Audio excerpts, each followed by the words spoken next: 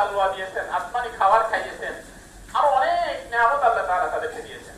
এই নিয়ামতের নাশুকরিয়া যখন তারা করতে শুরু করলো, তাদের কলবটা আল্লাহ তাআলা শক্ত করে দিলেন। কলবটা শক্ত হয়ে গেল। সূরা বাকারার মধ্যে আল্লাহ তাআলা বলেন, সুম্মা কাসাত কুলুবুকুম মিন বা'দি যালিকা ফাহিয়া কাল হিজারাতি আও আশাদ্দু কাসওয়া ওয়া ইন্না মিনাল হিজারাতি লামা ইয়াতাফাজ্জারু মিনহুল আনহার ওয়া ইন্না মিনহা লামা ইয়াশাক্কাকু ফায়াখরুজু মিনহুল মা। আল্লাহ তাআলা বলেন, সুম্মা কাসাত কুলুবুকুম, অনেক নিয়ামত দেওয়ার পরে তারা যখন আল্লাহ তাআলার নাশুকরিয়া করলো, তাদের হৃদয়টা কঠিন হয়ে গেল। ফাহিয়া কাল হিজারা, আল্লাহ তাআলা বলেন কেমন কঠিন হলো, পাথরের মতো কঠিন তাদের হৃদয়টা হয়ে গেল। আও আশাদ্দু কাসওয়া, অথবা পাথরের থেকেও আরো বেশি কঠিন হয়ে গেল। এবার পাথরের কিছু গুণাগুণ আল্লাহ তাআলা বয়ান করতেছেন। ওয়া ইন্না মিনাল হিজারাতি লামা ইয়াতাফাজ্জারু মিনহুল আনহার, আল্লাহ তাআলা বলেন কিছু পাথর তো এমন আছে যে পাথর দিয়ে ঝর্ণা ধারা, পানির ধারা, নহর প্রবাহিত হয়। আছে না পাথরের পাহাড় দিয়ে পানি বের হয়। ওয়া ইন্না মিনহা লামা ইয়াশাক্কাকু ফায়াখরুজু মিনহুল মা, কিছু পাথর তো এমনও আছে যার থেকে অল্প কিছু পানিও বের হয়। ওয়া ইন্না মিনহা লামা ইয়াহবিতু মিন খাশিয়াতিল্লাহ, কিছু পাথর তো এমন আছে যে আল্লাহ তাআলার ভয়ে উপর থেকে নিচে পড়ে। খাশিয়াতিল্লাহ, তার মানে আল্লাহ তাআলা পাথরের কিছু গুণাগুণ বয়ান করলেন যে পাথরও তো এমন, পাথরও তো ভালো, যেই পাথর দিয়ে নদী নালা ঝর্ণা প্রবাহিত হয়। পাথর তো ভালো, যেই পাথর দিয়ে কিছু পানি প্রবাহিত হয়। পাথর তো ভালো, যেই পাথর আল্লাহ তাআলার ভয়ে উপর থেকে নিচে পড়ে। কিন্তু কারোর কলবটা যদি শক্ত হয়ে যায়, কারোর হৃদয়টা যদি কঠিন হয়ে যায়, এমন কঠিন হয়ে যায় সেখানে আল্লাহ তাআলার হেদায়েতের কথা প্রবেশ করে না, সেখানে দ্বীনের কোনো কথা তার হৃদয়ে আসর করে না, তার কলবে আসর করে না। ইসলামের কথা, শরিয়াতের কথা, আল্লাহর ইবাদতের কথা, ভালো কথা, নেক আমলের কথা তার কলবে আর ঢোকে না, এগুলো আর ভালো লাগে না। কলবটা তখন কি হয়ে যায়? শক্ত হয়ে যায়। কলব, এভাবে মানুষের কলবটা শক্ত হয়ে যায়। হাসান বসরি রহমতুল্লাহ আলাইহি বলেন, দুর্ভাগা মানুষ চেনার আরেকটা উপায় হলো দুমুমুল আইন, চক্ষু জমে যাওয়া। তার মানে চোখে পানি না আসে।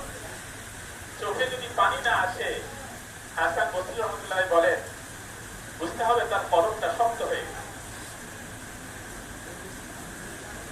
কিন্তু আল্লাহ তাআলার এমন কিছু বান্দাও আছেন, হৃদয়ে আল্লাহ তাআলার ভয় আছে, কলবের মধ্যে আল্লাহ তাআলার ভয় আছে, কিন্তু চোখে পানি আসে না।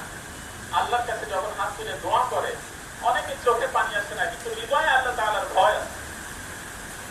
ভয়ের কিছু নাই, কারণ আল্লাহ তাআলাই বলছেন, ওয়া ইন্না মিনহা লামা ইয়াহবিতু মিন খাশিয়াতিল্লাহ, কিছু পাথরও তো এমন আছে যে পাথর দিয়ে পানি আসে না, কিন্তু আল্লাহ তাআলার ভয়ে উপর থেকে নিচে পড়ে যায়। ঠিক একই ভাবে কিছু মানুষ এমন আছে যাদের হৃদয়ে আল্লাহ তাআলার ভয় আছে, কিন্তু চোখে পানি আসে না। চোখে সব থেকে বেশি পানি আসে আম্বিয়া আলাইহিস সালাম। তারা যখন আল্লাহ তাআলার কাছে হাত তুলে দোয়া করে, চোখ দিয়ে ঝর্ণা ধারার মতো পানি প্রবাহিত। এটা একটা সৌভাগ্যের লক্ষণ যে আল্লাহর কাছে যখন হাত তুলে দোয়া করা হয়, তখন চোখ দিয়ে পানি আসে। এক আল্লাহওয়ালা আল্লাহর কাছে ফরিয়াদ করতেছে,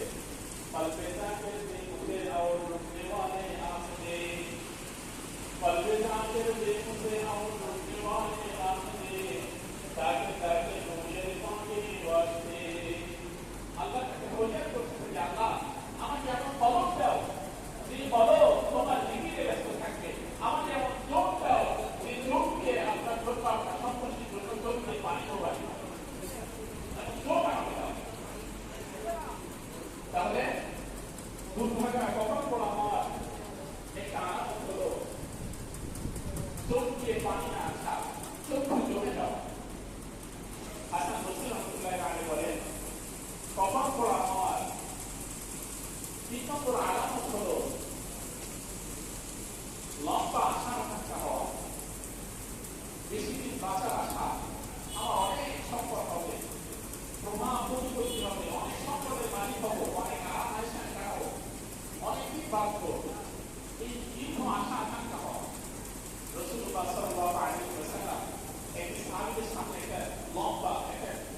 বৃত্ত আঁকলেন, গোল একটা বৃত্ত আঁকলেন, এর ভিতরে অনেকগুলো ফোঁটা দিলেন, বললেন যে এগুলোর মধ্যে মানুষের জীবন, দুঃখ, কষ্ট, তার জীবন এই বৃত্তের মধ্যে পাশে একটা লক্ষ্য আঁকলেন।